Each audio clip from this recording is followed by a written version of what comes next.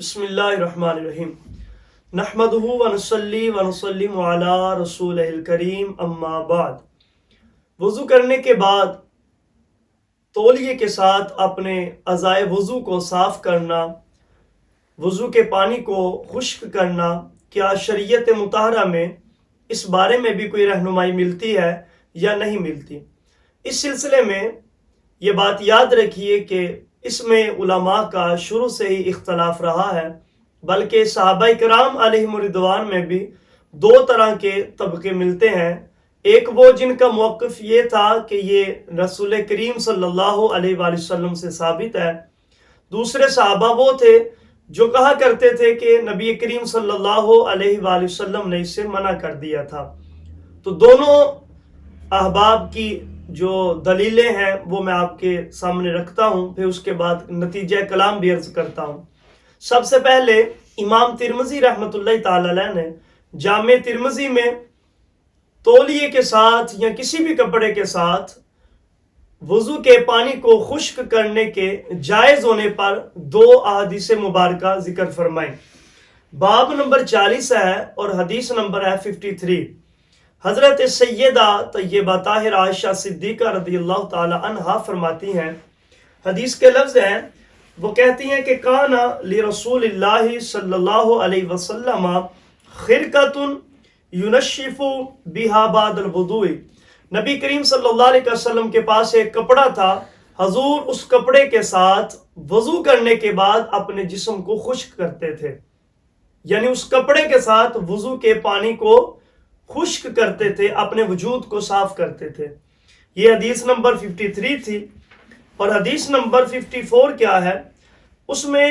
حضرت معاذ بن جبل رضی اللہ تعالی عنہ وہ فرماتے ہیں کہ نبی کریم صلی اللہ علیہ وآلہ وسلم جب وضو فرماتے، اذا تودع مسح وجهہ بطرف ثوبہ، تو نبی کریم صلی اللہ علیہ وسلم کپڑے کی ایک طرف سے، اس کے ایک حصے سے اپنے جسم کو صاف کرتے تھے، وضو کے پانی کو خشک کرتے تھے۔ جامع ترمذی میں ان دو حدیث مبارکہ کو امام ترمذی نے نقل کیا، جن سے یہ ثابت ہوتا ہے کہ وضو کے پانی کو خشک کرنا کپڑے کے ساتھ یہ صرف جائز ہی نہیں ہے بلکہ نبی پاک صلی اللہ علیہ وسلم کی سنت مبارکہ ہے۔ اسی طرح حضرت امام بخاری اور امام مسلم کے استاد امام ابن ابی شیبہ رحمۃ اللہ تعالی علیہ، آپ نے مصنف ابن ابی شیبہ میں اسی مضمون کی اور بھی احادیث مبارکہ نقل فرمائی ہیں، جن میں حضرت سیدنا علی رضی اللہ تعالی عنہ کے بارے میں مروی ہے کہ حضرت علی رضی اللہ تعالی عنہ غسل کرنے کے بعد آپ کے پاس ایک کپڑا تھا، جس کپڑے کے ساتھ آپ اپنا وجود صاف کرتے تھے، خشک کرتے تھے۔ حدیث نمبر ہے 1576 اور حدیث نمبر ہے 1582، جس میں حضرت عمر فاروق رضی اللہ تعالی عنہ کا ذکر ہے کہ حضرت عمر فاروق رضی اللہ تعالی عنہ اپنے چہرے کو کپڑے کے ساتھ نچوڑا کرتے تھے،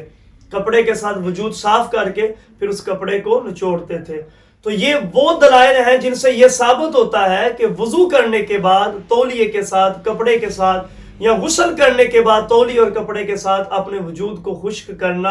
یہ حدیث مبارکہ سے ثابت ہے اور یہ جائز ہے۔ اب ان کے مقابل میں جو فریق ہیں جو کہتے ہیں کہ یہ جائز نہیں، تو اس سلسلے میں وہ ایک حدیث شریف پیش کرتے ہیں صحیح بخاری سے، حدیث نمبر ہے 259، جس میں حضرت میمونہ رضی اللہ تعالی عنہا وہ فرماتی ہیں کہ نبی پاک صلی اللہ علیہ وسلم کی بارگاہ میں ایک تولیہ پیش کیا گیا، مندیل تولیہ۔ نبی کریم صلی اللہ علیہ وسلم نے اس تولیے کو لینے سے منع کر دیا۔ تولیہ اس لیے پیش کیا گیا کہ آپ اپنا بدن صاف کر لیں، خشک کر لیں، نبی کریم صلی اللہ علیہ وسلم نے اسے منع کر دیا۔ اب وہ لوگ جو کہتے ہیں کہ جائز نہیں،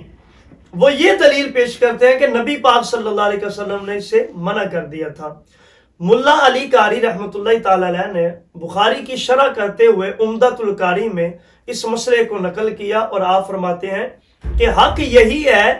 کہ وضو کے بعد تولیے کے ساتھ یا کسی بھی کپڑے کے ساتھ جسم کو خشک کر لینا یہ جائز ہے اور مستحسن ہے، مستحب ہے، اچھا عمل ہے۔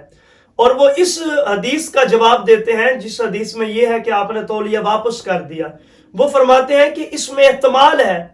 شاید نبی پاک صلی اللہ علیہ وسلم اس وقت اپنے وجود کو ٹھنڈا رکھنا چاہتے ہو، اس لیے آپ نے تولیے کے ساتھ وجود کو خشک نہیں کیا. یا نبی پاک صلی اللہ علیہ وآلہ وسلم کے وجود اقدس پہ پانی بہت کم لگا ہو وضو کا، اور وہ آپ کے کپڑوں کے ساتھ ہی لگ چکا ہو، اس لیے بھی ہو سکتا ہے آپ نے تولیے کو واپس کر دیا ہو. یا رسول اللہ علیہ السلام کی ویسے ہی طبیعت کو یہ پسند نہ ہو اس وقت کہ میں تولیے کے ساتھ وجود کو خشک کروں. تو کئی وجوہات کی بنا پر اس حدیث پاک کا جواب دیا جا سکتا ہے. لہٰذا لب لباب یہ ہے، حاصل کلام یہ ہے کہ وضو کر لینے کے بعد سنن ابو داؤد شریف، ابن ماجہ،